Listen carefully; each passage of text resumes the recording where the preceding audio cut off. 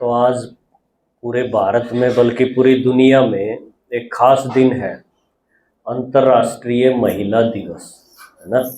आप सभी महिलाओं का यानी माताओं बहनों के लिए एक दिन फिक्स किया है समझदार आदमियों ने। क्यों ऐसा करना पड़ा, ये सोचने की बात है। क्योंकि बहुत समय से महिलाओं की जो समस्याएं हैं, उनके जो दुख हैं, उनको नज़रअंदाज किया गया और जिसका रिजल्ट ये देख रहे हैं हम समाज में, अनेक तरह की कुरीतियाँ, अनेक तरह की प्रॉब्लम्स आ गई। जैसे कुछ दिन पहले आप देख रहे थे अभी हरियाणा में लड़कियों की संख्या कम हो गई और लड़के ज़्यादा हो गए, है ना। ऐसा हुआ ना। अभी धीरे धीरे वो अनुपात ठीक होता जा रहा है, लेकिन उसकी वजह क्या रही?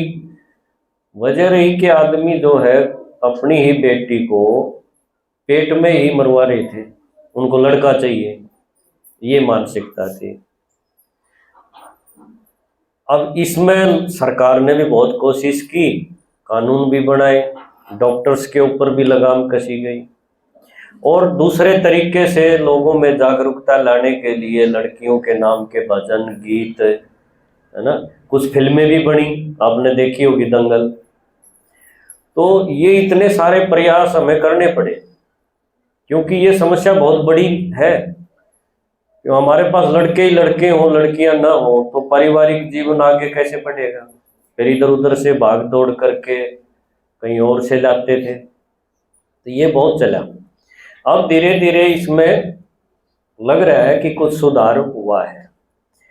तो इसी तरह से जब समस्याएं आती हैं महिलाओं के बारे में, तो उसमें आप देखेंगे कि जैसे कोई छोटी उम्र में विधवा होगी, है ना, ये तो किसी के साथ भी हो सकता है।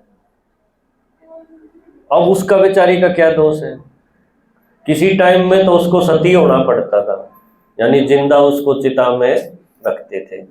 कितनी जबरदस्त चीज थी वो। उस टाइम भी प्रयास किए गए, उसके लिए कानून बना। आज भी हम देखते हैं कि ऐसी जो हमारी माताएं हैं, जो छोटी उम्र में ही जिनके साथ ऐसा हो जाता है, तो किसी शुभ काम में उनको अलाउ नहीं किया जाता। वो जैसे कि जिंदगी अपनी एक वैराग्य के रूप में ऐसे काटते। बड़े दुख की बात है। और कई बार तो उसको कोसते भी हैं घर वाले भी खुद, कि तेरे कारण ऐसा हो गया, तू मेरे बेटे को खागी, पता नहीं क्या क्या बोल देते हैं।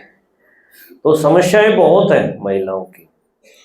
फिर आप देखेंगे घर गृहस्थी में आदमी जो है, आप हरियाणा की देख लो, ज़्यादातर आप देखेंगे व्यसन, यानी कि कोई ना कोई नशे के आदी हैं।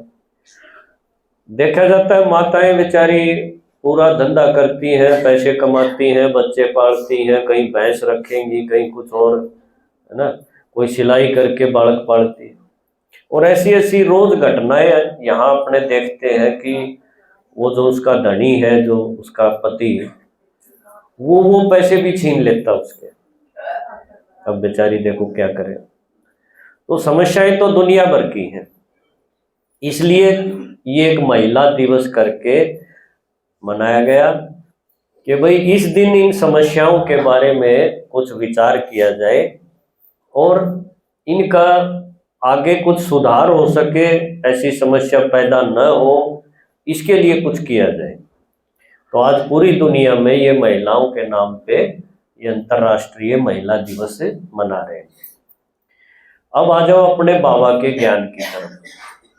असल में तो नारी सशक्तिकरण के लिए सरकारें या समाज के और आदमी जो महापुरुष हैं, समाज सुधारक हैं, वो प्रयास कर रहे हैं।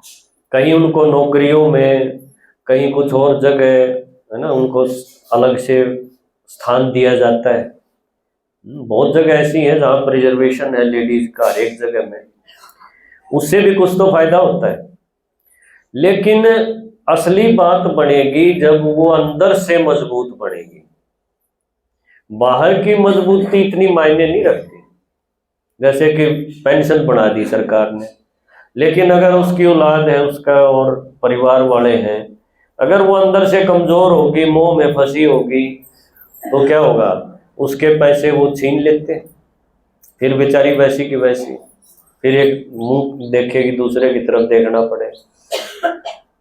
तो ये प्रयास तो किए जा रहे हैं, लेकिन परमात्मा ने जो ज्ञान दिया है ना, जो हम अभी सुन रहे हैं, ये ओम शांति का, ये है असल में प्रैक्टिकल नारी सशक्तिकरण।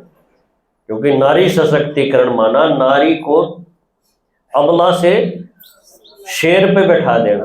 अबला होती है कमजोर, किसी को कोई कुछ भी बोल दे, बेचारी सहन करेगी, रोलेगी, है ना।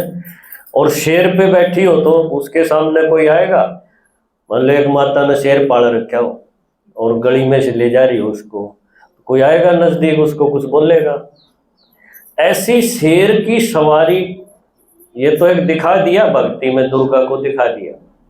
असल में क्या है कि अंदर से इतनी मजबूत हो जाए कि उसको किसी सहारे की, किसी विनाशी सहारे की जरूरत ही न पड़े।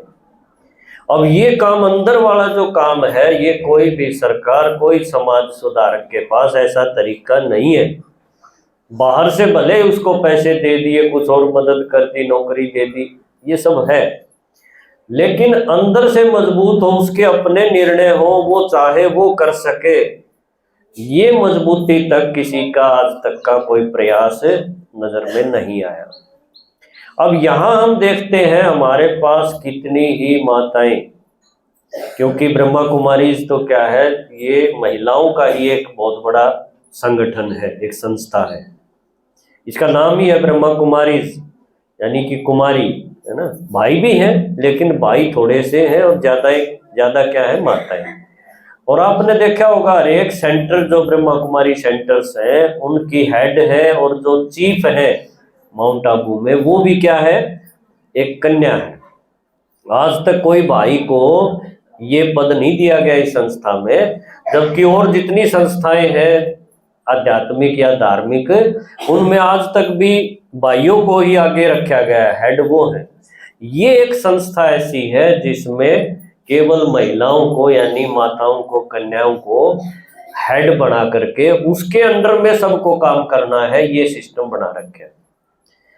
क्योंकि हमने संस्कृत में पढ़ा था, यत्र नार्य पूजन्ते रमन्ते तत्र देवता, ऐसा है भी, नारी की जहां पूजा होगी तो वहां देवता वास करेंगे। तो भगवान ने इस चीज को प्रैक्टिकल रूप दिया है, खाली थ्योरी नहीं कि एक सिद्धांत बना दिया उस पर कोई चले ना चले, प्रैक्टिकल, यानी कि असल में वो चीज, वो नारी सशक्तिकरण इस संस्था में बहुत बढ़िया देखने को मिलता है। ऐसी ऐसी माताएं जो बेचारी एकदम रोती थी, जिनके आंसू निकलते ही थे, कोई थोड़ा सा कुछ बोल दे, कोई ना कोई दुख उभर के आ जाता था, और वो बेचारी अपनी आंखें खो रही थी, अपना शरीर का सत्यानाश कर चुकी थी। पुराने कोई दुख याद आ गया, या किसी ने कोई ताना कस दिया, इस तरह का जीवन जिनका था। और यहाँ इस ज्ञान को पकड़ के, परमात्मा से योग लगा के, अपने को आत्मा समझ के, आज उनका चेहरा खिल गया। ये कितनी बड़ी बात है। जबकि भगवान ने कोई पेंशन नहीं दी उनको, ना कोई नौकरी दी, सिर्फ क्या दिया, उसको अंदर की ताकत दे दी।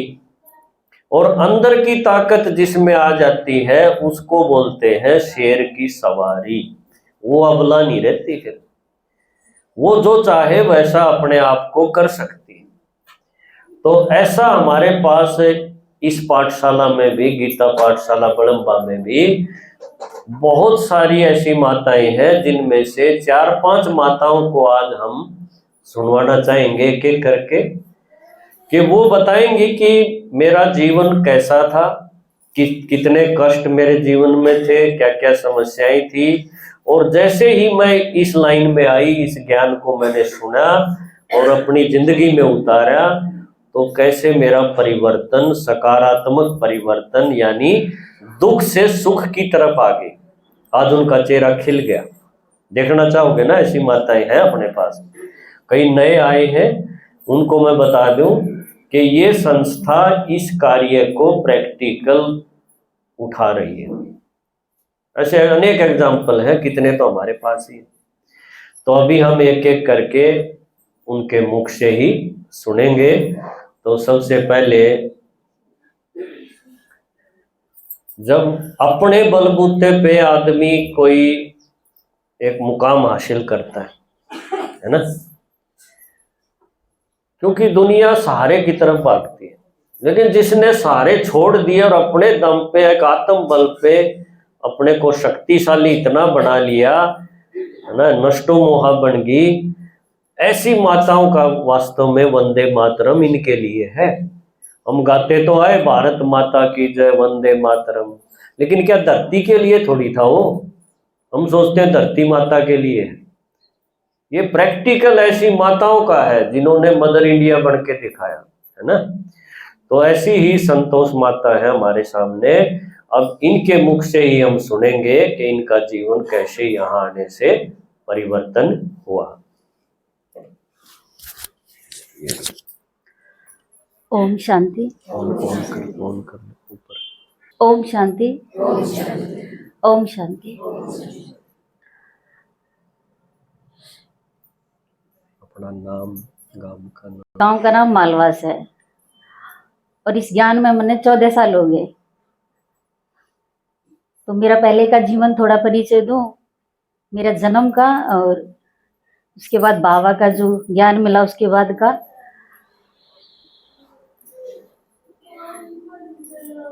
एक बहुत गरीब परिवार के थे, आप अंदाजा भी नहीं लगा सकते।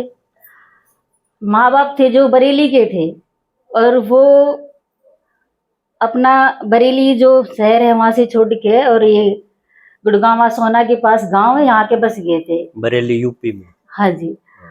तो वहां पे हम, मेरे भाई है और मैं, दोनों का जन्म था। बाकी वो यहाँ पे आ गए थे छोड़ के। तो फिर मेरे 4 बहन भाइयों का जन्म और हुआ, वो मेरे सामने हुआ।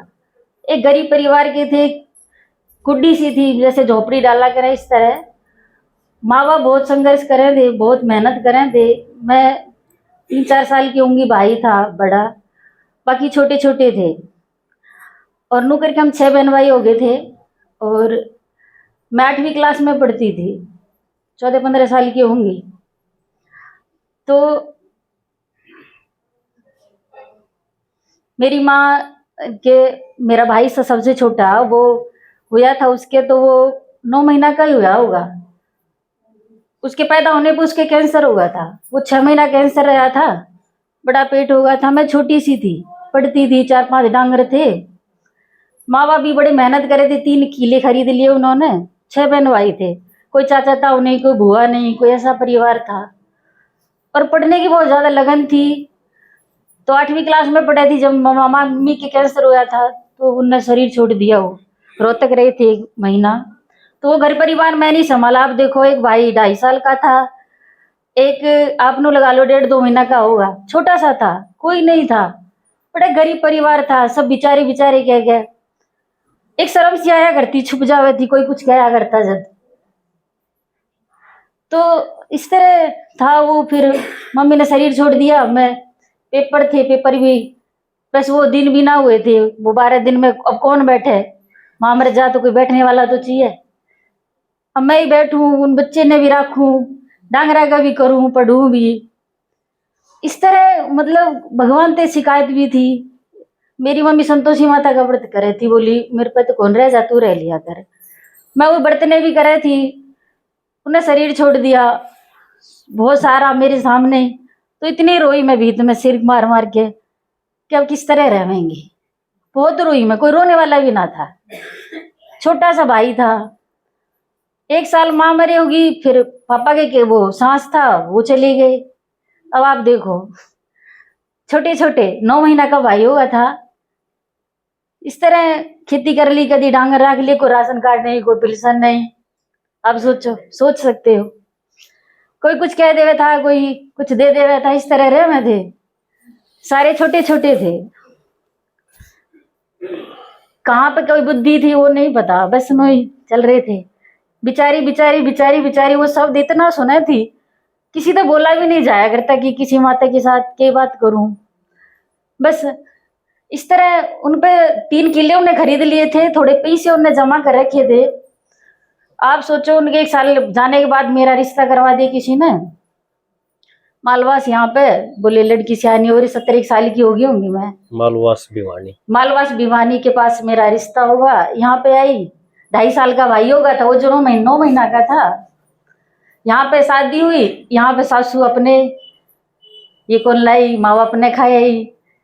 मेरे भी वो दाढ़ी करा करता है। ऐसा परिवार तो छोटा ही था, 2 ही भाई थे, लेकिन उसके अपने सपने हो आगे सभी माता के होते हैं।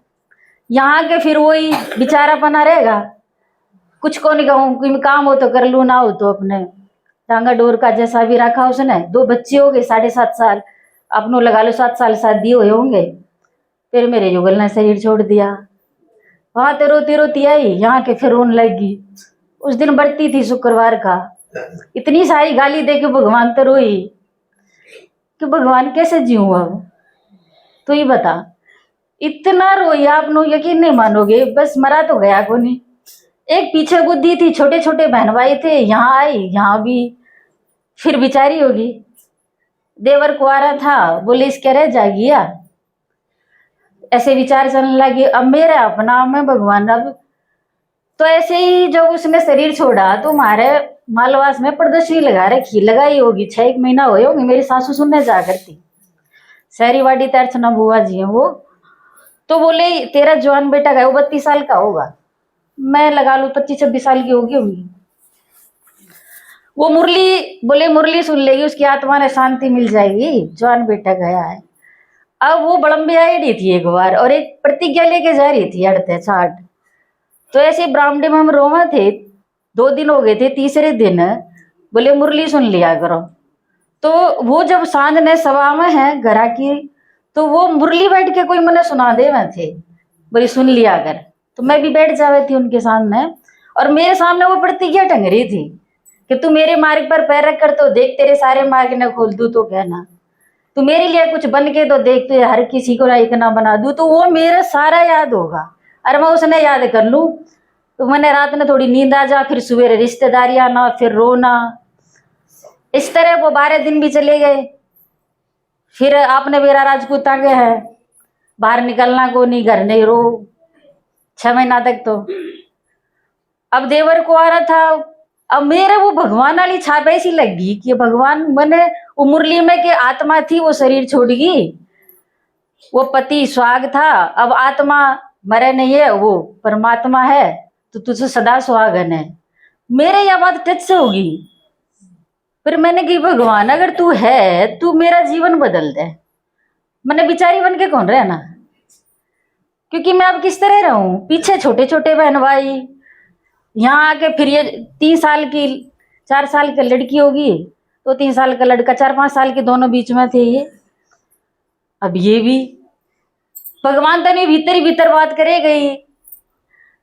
आप बस मुरली पढ़ लूं, भगवान 3 बार कहे तो 3 बार पढ़ लूं, 4 बार कहे तो 4 बार पढ़ लूं, क्योंकि घर ने 6 महीना पहले तो जाना को नहीं होया करे कितने, आओ कोई आवे रो लियो, बिचारी बिचारी करे, ये होगा कैसे होगा। अंदर कमरा में बैठ जाऊं, मुरली पढ़ लूं, कोई आ जा तो बाहर बैठ के फिर कर लूं। ऐसा करते करते मैंने भगवान से बात करनी सी शुरू कर दी, आंख खुले रो, फिर वो मुरली पढ़ लूं, फिर मन नींद आ जा। फिर मैंने की भगवान अगर तू है तू कुछ कर। तो आप यकीन मानोगे 6 महीना बाद से मेरे देवर का रिश्ता आ गो। बोले भाई रिश्ता तो कर देंगे, पर कदी इसकी वजह से मेरी बेटी दुख पाव है या विधवा हो रही है। तो वो आया पटौदी लुहारी की, मेरी दवारनी है, उसका बाप आया और बोला देख बेटी मैं तेने ब्याह के जाऊंगा, अगर तू कहे तो मेरी बेटी पीछे दूंगा। तो उसने बोले मैं तेरी धर्म की बेटी है, तू मेरी। वो पानी का गिलास लाके बोले तू इसकी प्रतिज्ञा कर। मैंने बोली तू मेरा बाप ही है ना, तो मेरे पे प्रतिज्ञा करवा ले, तेरी बेटी मेरी वजह से दुखी को नहीं होगा, तू उसका रिश्ता कर दे। उसने रिश्ता कर दिया। अब मेरे बड़ी खुशी हुई कि भगवान ने सुन तो ली। फिर उसके बाद वहां पे आंगनवाड़ी में कोई जो जगह खाली होगी, तो बोले उसमें पहले हैंडीकैप या विधवा या कोई गरीब ऐसे लगते हैं, वो मेरे पास वो भी आएगा, तो वहां पे भी मेरी नौकरी सेटल होगी। इस तरह करते 7-8 महीने हो गए होंगे। अब मालवास तो वो माता भी 1 साल 8-10 महीना होगी, तो टिकट बन रही थी उनकी, वो बुआ जी ने मेरी टिकट भी बनवा दी। तो मन और खुशी होगी, तेवर का रिश्ता भी होगा, आंगनवाड़ी में भी नौकरी लग गई, भगवान की ने भी टिकट बनवा दी। मैं फूली कौन सा हूँ, अंदर ही अंदर हूँ, तो किसी तक क्या हूँ। भगवान की मुरली और पढ़ ली, किसी ने मैंने किताब दी, प्रदर्शनी वाली दी, अखबार दिए, मैंने सारे ही पढ़ गिरा हो। और मैं पढ़ू और मैंने भगवान के सामने बैठू, वो रोना भी तो आवे भी, लेकिन भगवान की भी एक नशा था कि हाँ भगवान तो है, अरे भगवान तू है ना, तो मेरा जीवन बदल दिए। और ऐसे ही करते देखो मेरी टिकट बन गई। मेरे देवर का ब्याह 5 तारीख फरवरी में होगा, 13 तारीख फरवरी में मेरा 2013 में बाबा मिलन के लिए टिकट बन गई और वहां जाना होगा। और नू करते ही मैं बाबा के पास देखो नौकरी खुशी, और मैं बाबा तो मिलूंगी भगवान। तो मेरे तनु क्या सफेद कपड़े पहरे हैं सारे, और भगवान ऐसे को नहीं बोलता जैसे हम बोले हैं, वो बहुत डूंगा सा बोले है। तो मैं पूछू कैसा होगा भगवान, कैसा होगा, किसी ने कुछ बताया तो कोई नहीं कैसा हो भगवान। लेकिन खुशी इतनी थी, हम 11 माता थी, बाबा मिलन चले गए। और बाबा मिलन 13 तारीख का था, 5 तारीख यहाँ भी किन्नू चली गई थी। आपने मेरा पेपर तो आवे, परिस्थिति आवे है गया तो अब लिकट गई, बूढ़े मारी है यहाँ मर गा मुड्ढा के हंडे की नू करके। और मैं वही था कि मैंने जाना ही है, और वहां हम चले गए। तो बाबा मिलन होता है, वहां पे हॉल में बैठी, तो नु बोले कि यहाँ पे मतलब मौन में रहना है, और बाबा आएंगे और सबने शांति से रहना है। तो मेरे नुतियाज भगवान आएगा, मैं तो उससे बहुत सारी बात करूंगी। अब सारे बैठ गए उस डाइनिंग हॉल में, और मैं भी बैठ गई। अब सब बैठ के सूरज भाई की क्लास कर ली, बस बैठी रही, भगवान आएगा उसने देखेंगे, और भगवान से बहुत सारी बात करूंगी। ऐसा कुछ मेरा ना था कौन कैसा बैठा करे, अब तो बहुत सारी चीज बताते हैं। और मैं बैठ गई, तो दादी गुलजार आई, और वो बहुत पीछे बैठे थे हम, और वो बैठी तो दिखे। फिर मैंने कहा भगवान तू दिखा तो कौन मैंने कित से। और मैं ऐसी करती करती जैसे आप बैठी हूँ, ऐसे मन की भगवान तू मैंने दिखे कौन। और ऐसी करती करती मैं उड़ गई ऊपर ने, और उड़ के और भगवान तेन मैं यहाँ नहीं हूँ जैसे। और मैं इतना रोने लगी कि हे भगवान तू कित था बताइए, मेरे इतने सारे तेने दुख गेरे जिंदगी में। और मैं इतनी रोई, मैं कभी मेरी माँ खाता रोई, फिर पति खाता रोई, भगवान खाता रोई। जब नू ना मेरा तू क्यों रो रही है, मैं रोती रही, मैं किसी से क्या बताऊं मैं क्यों रो हूँ। और मैं इतनी रोती रही, और सब बोले हम बाबा मिलन कर आए। मैं अब किसी ने क्या बताऊं मैं कैसा बाबा मिलन था वो। और ऐसे रोती रोती वो फिर आवे हैं, आ जाए यहाँ ही, तो यहाँ पे आके अजीब सी लगे। तो यहाँ भी देखो लड़ाई झगड़ा हुआ, जब मेरे घर वाला था एक कमरा बना के दे दिया, उस कमरे में मैं रहने लगी। और अब मैं किस तरह रहूं, मेरे जी सा ना लगे। मैं भगवान मैंने किसी ने बताऊं भगवान कैसा है।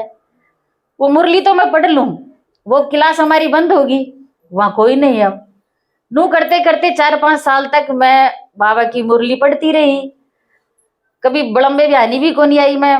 फिर उसके बाद थोड़े फिर बयानी बड़म्बे आने लगी, तो सासू फिर मेरे खिलाफ होगी, सब खिलाफ हो गए, भाई भी खिलाफ हो गए। मन की भगवान ने जीवन बदला है, इन्हें कैसे बताऊं। तो बहुत सारा सुनने को मिला, आपने सबने मिला होगा, सब बाबा के बच्चे हो।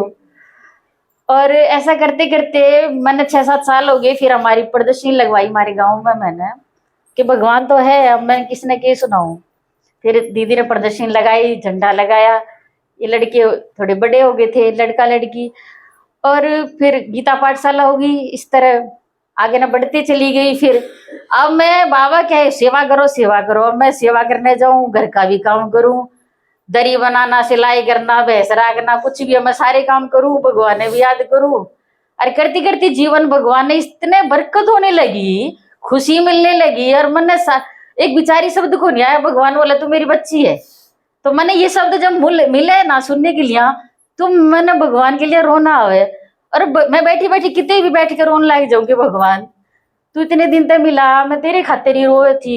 अपना भी बात करूं, मैं बैठ जाऊं, खाना बनाऊं तो बैठ जाऊं, झाड़ू लगाऊं तो, अगर मैं लामनी भी कर रही हूँ तो भी भगवान के हाथ में बैठ कर रोने लग जाऊं। एक इस तरह अपना भगवान जैसे टच कर रहा हो। और इस तरह देखो अब सेवा भी करूं, नौकरी भी करूं, बच्चे ने भी पाल लूं, कुछ भी काम हो, मैं कोई भी काम नहीं छोड़ती, बिहानी बड़म्बे भी आऊं हूँ। जो बाबा कह दे लड़कियां उसके ज्ञान समझ में आ गए, लड़का का कौन आया, वो थोड़ी गलत लाइन पे चला गया, सासू ससुर सारे खिलाफ।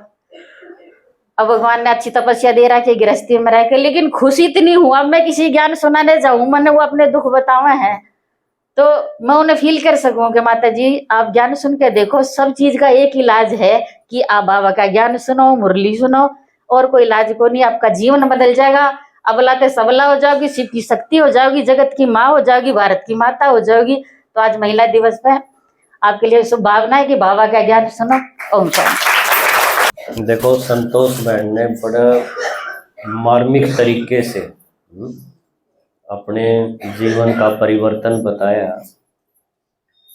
और असल में ही हम देखते हैं कि इस माता ने बहुत तपस्या की, अपने आप को तपाया है, और दिल वाला बाप है। शिव बाबा को क्या बोलते हैं? दिल वाला। दिल की सुनता है, दिमाग की नहीं। तो अभी नेक्स्ट आ जाए टॉप से, है ना।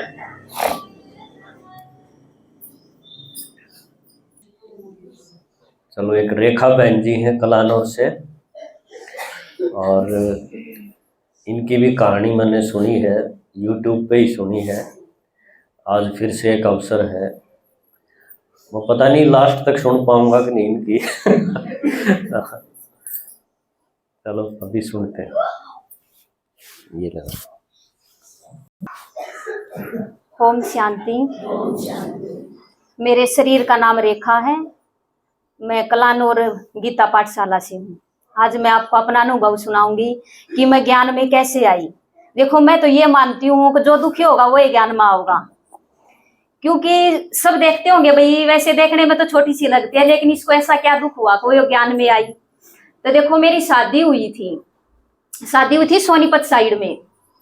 शादी के 5 साल तक खूब अच्छा चला, किसी भी प्रकार का कोई दुख नहीं था, एक बेटा भी हुआ था। लेकिन अचानक ऐसी आत्माओं का पार्ट हो गया बीच में कि मेरे जो पति थे उसका किसी के साथ अफेयर हो गया, यानी सीधी भाषा में कहें, यानी उसके साथ चक्कर हो गया। तो यानी आप समझ सकते हो, जो भी माताएं होंगी, अगर किसी का पति का अगर किसी और के साथ अगर ये चीज होगा तो माता कैसे सहन कर सकेगी। शायद और कोई दुख हो, शायद वो सहन कर सकती है, हरी बीमारी आ जाए, टोटा आ जाए घर में, शायद हर एक चीज सहन कर सकती है। लेकिन उसके पति का किसी के साथ इस तरह से चक्कर होना हो, ये कोई भी माता स्वीकार नहीं करेगी। तो मेरे साथ भी ऐसा ही हुआ। 5 साल के बाद बेटा उस टाइम पे मेरा 3 साल का था। तो ऐसे चलता गया, लेकिन उस जो भी वो लड़की थी वो इतनी उसके ऊपर हैवी थी, अब वो उसको छोड़ना नहीं चाहती थी। ठीक है, लेकिन मैं उससे पूछती, आप उसके पास जाते हो, मेरे से एक ही बात कहता था, तेरे को मेरे पे विश्वास नहीं है। लेकिन मैं फिर भी यही बात कहती थी, नहीं मेरे को तेरे पे विश्वास है। लेकिन उसने इस चीज का फायदा उठाया, तो मेरे से झूठ बोलता रहा और उसके पास जाता रहा। लेकिन मेरे जो सासू ससुर थे उन्होंने भी मेरे को कहा, अब ये तेरे को ना पागल बना रहा है। तो मैंने कहा कि नहीं नुबले, तेरे को यकीन नहीं होता। मैंने कहा नहीं, अब मैं जब अपनी आंखों से देखूंगी ना, मैं तब मानूंगी। मैं उसके पास फोन करती, दिन में चाहे मैं 20 बार फोन करूं, मेरा फोन नहीं उठाता। अगर उसका एक बार भी फोन आ जाता ना, तो तुरंत उसके पास पहुंच जाता।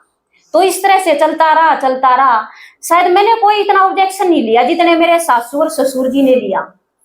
तो मेरे ससुर जी ने कहा एक दिन, अगर तेरे को पता नहीं हो, तेरे को बेवकूफ बना रहा है, वो उसी के पास अभी भी। ये रात की बात है, 8 बजे की।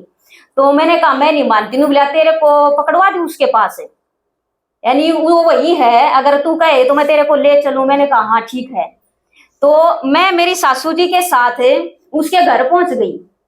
तो मेरे को लेके गया पड़ोस का एक, उसने कहा अगर मैं अपने थोड़ी सी पीछे न छोड़ दूंगा, अगर उसको पता चला अगर मैं लेके आया हूं तो फिर मेरे साथ भी लड़ाई होगी। माँ ठीक है, आप हमने पीछे न छोड़ दियो, उसके घर हम आपसे ले जावांगे।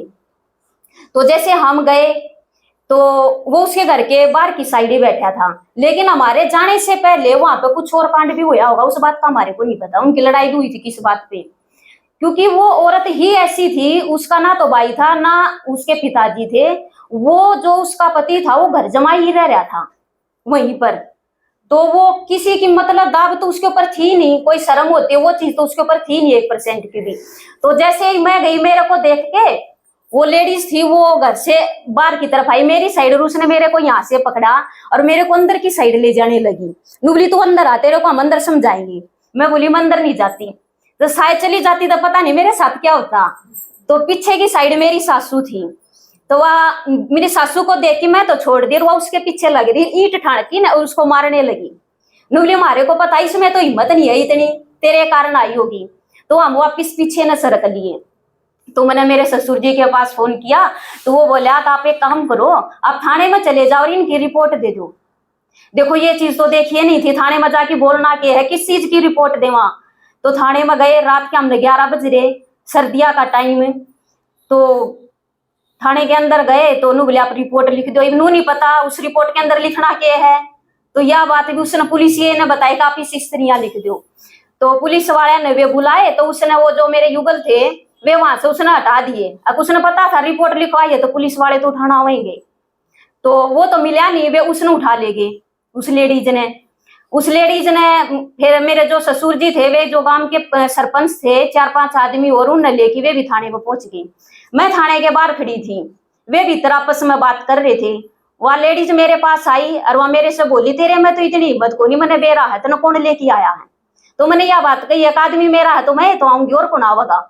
इतना कहते के साथ उसने मेरे एक थप्पड़ मारा। देखो सोचने की बात है, पति मेरा पिटन में लाग रही और इससे बड़ा अत्याचार और क्या हो सकेगा, सोचने की बात है। लेकिन मेरा हाथ भी नहीं उठा, मेरे को कुछ आग बाग कुछ भी नहीं आया, मैं करूँ के। मैं तो सीधी भीतर गई, जितने ससुर जी बैठे थे वे SHO थे थाने के, गन्नौर थाने के। तो मैं उड़ जाके रोने लगी, मैं बोली पापा जी उसने मेरा थप्पड़ मारा। देखो इतना कहते के साथ जो SHO थे नहीं तो जो जेंट्स है वो लेडीज का हाथ नहीं लगा सकते। लेकिन वो बाहर आए और उस लेडीज की, मेरे अक्खा के आगे की बात है ये, उसने उसकी पीछे से चोटी पकड़ी और मेरे आगे उसका 3-4 मारे। नुगले इसने अंदर डालो, इसने पूरे शहर में गंद फैला के रख रखा है। फिर हम रात न वहां से आगे। इस तरह बहुत सारी बात इसी हुए हैं। मतलब ये जीवन के हमारे जो 3 साल थे ना, इतने 3 जन्म के बराबर लागे वे। हर रोज इतनी नई नई कहानी, आज वहां था आज वहां था, हर रोज पता नहीं के सीन हुए हैं। पूरी तो मैं अपने डिटेल में बता भी नहीं सकती, क्योंकि इतना कुछ जो आदमी किसी दूसरी के पीछे पागल हो जाए, वह भी इतनी पागल थी इसके पीछे। उसके 3 बच्चे थे, हम ये नहीं कह सकते को कुंवारी थी, उसके भी 3 बच्चे। सोचने की बात, पति उसका, और तो भी देखो क्योंकि उस आत्मा का पार्ट हो गया उस टाइम पाने का। लेकिन फिर मैं अपने मायके आ गई, क्योंकि मेरे सासू ससुर ने भेज दिया का पाड़ा रहोगे ना तो ना तो यो सुधरना ना यो किसी की मानना है। बल्कि महिला मंडल में भी गए, उनने भी एक बात कही, अगर आपके गट्टे में दम हो तो आप रोक लो। यानी सारी कार्रवाई करी, किससे के बस का कुछ भी नहीं था। और इस चीज में तो मैं मानू हो भी नहीं सकता, अब कोई किसी ने रोक सका है, इस चीज में कोई नहीं रुक सकता, चाहे लेडीज है चाहे आदमी है। फिर मैं अपने मायके आ गई। मायका आने के बाद देखो हमारे घर क्या का भी मैं बहुत बहुत धन्यवाद करूं, या यूं मान लो अकेनू सोचे थे कि हमारी बेटी का बसिया रह जा ना, तो इसे कौन माँ बाप होंगे अगर जिसका दामाद गलत होने के बाद भी वे अपने घर रख ले में। लेकिन मेरे माँ बाप ने वो कदे महीना रख दे, कदे उसने 2 महीना रख दे ना, कौन रख लेगा। घर कुणबे की भी सुननी पड़े, पड़ोसिया की भी सुननी पड़े, रिश्तेदारा की भी सुननी पड़े। कितना गलत आदमी और फिर भी आप इसने रख रहे हो और आपकी बेटी के लिए इस तरह कर रहा। और सबसे बड़ी बात फिर क्या हुई, देखो हमारे पास रहने लग गया और उसने उसके पास फोन कर दिया, क्योंकि पहले दिन रात ने उसने मेरे तक कुछ कह दिया था और मैं उससे थोड़ी सी उल्टी सीधी बोल पड़ी। तो उसने बोला मेरे तय, अच्छा तेरे में इतनी हिम्मत किस तरह आ गई तू मेरे से गाड़ दे की बोली। यानी हम बोल भी नहीं सकते, गलत करो लेकिन हम कुछ कहने जोगे भी नहीं। तो उन्होंने बोला कि मैं तो नहीं भाई देखूंगा, तू रुक। मेरे पापा ने ठा कि उसके पापा द्वारा फोन कर दिया, वो पुलिस ने लेके आ गया।